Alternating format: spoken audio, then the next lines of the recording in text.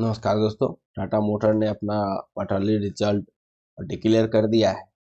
तो चलिए हम एक बार रिजल्ट देखते हैं। तो यहाँ पे जो रिजल्ट लिखा हुआ है, जो फिगर दिया हुआ है, ये सारे फिगर करोड़ में दिया हुआ है। ठीक है, अब आते हैं आ, पिछले पिछले साल सेम क्वार्टर में कितना अर्निंग जनरेट किया था इसने, तो 18,669 करोड़ का अर्निंग जनरेट किया था। अब इससे घट के कितना हो गया है, 17,040 करोड़ का ही अर्निंग है। ठीक है, अगर हम पिछले क्वार्टर में जो टाटा मोटर का क्यों गिरा शेयर, आप यही देखते होंगे। देखिए सितंबर मंथ में जो एंड क्वार्टर हुआ था, उसमें 15,518 का ही इन्होंने क्या किया था,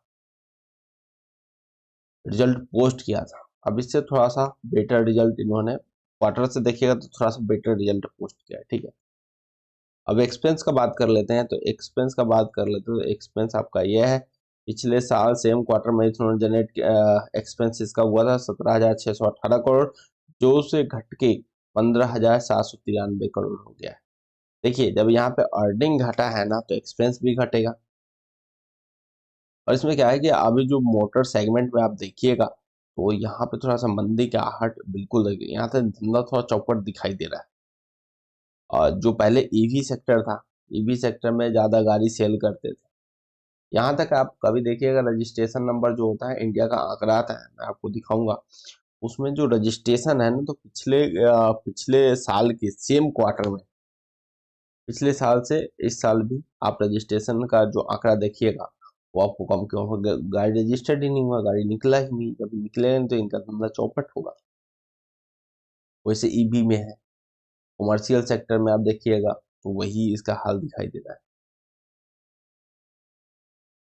तो यहाँ पे आपको ये रिजल्ट देखना होगा। तो अभी इस इतना धंधा चौपट होने के बाद भी आप अगर देख रहे हैं, तो यहाँ पे एक अच्छा रिजल्ट उन्होंने पेश किया है। पहले से अच्छा रिजल्ट यहाँ तक। अब हम आ जाते हैं प्रॉफिट फॉर द पीरियड को। तो इन्होंने पिछले साल सेम क्वार्टर में 4,570 करोड़ का प्रॉफिट पेश किया था, जो कि घट के सिर्फ और सिर्फ कहाँ पे रह गया है, 1,404 का यहाँ पे इनका क्वार्टर का प्रॉफिट रह गया है। अगर हम बात करते हैं पिछले पिछले क्वार्टर का था 477 क्वार्टर था, उससे घटा ही तो है। 477 क्वार्टर से थोड़ा सा बढ़ा है। जो पिछले सितंबर में इन्होंने सेम क्वार्टर पिछले क्वार्टर में पेश किया था, उससे थोड़ा सा यहाँ पे सही हुआ है। लेकिन अगर हम पिछले साल से कंपेरिजन कराएंगे सेम क्वार्टर का, तो वहां से बहुत ज्यादा घटा है। अब ईपीएस का बात कर लेते हैं। तो देखिए ईपीएस का पहले जो हमारा पिछले साल ईपीएस था 11.92 का अर्निंग पर शेयर था, जो कि घट के सिर्फ और सिर्फ 3.81 का रह गया है। और पिछले क्वार्टर में कितना था, 1.38 था। तो उससे अच्छा है। लेकिन पिछले साल से तो कंपेरिजन करें तो यहाँ पे अर्निंग पे प्रेशर दिखाई दे रहा है। प्रेशर इसलिए दिखाई दे रहा है कि आप कॉमर्स सेगमेंट वाइज भी अगर डेटा को एनालिसिस कीजिएगा, दो सेगमेंट है, एक कॉमर्शियल और एक नॉन कॉमर्शियल। तो कॉमर्शियल सेगमेंट में देखिएगा तो वहां से इनके मार्केट में गिरावट आया है। अगर हम अगर नॉन कॉमर्शियल सेगमेंट में जा रहे हैं, वहां पे दो चीजें और देखने पड़ेंगे आपको, कि प्रीमियम क्वालिटी और नॉन प्रीमियम क्वालिटी। तो देखिए प्रीमियम क्वालिटी में तो इनके उछाल हैं, लेकिन नॉन प्रीमियम क्वालिटी जो नॉर्मल आदमी यूज करते हैं, उसमें गिरावट आ रहा है।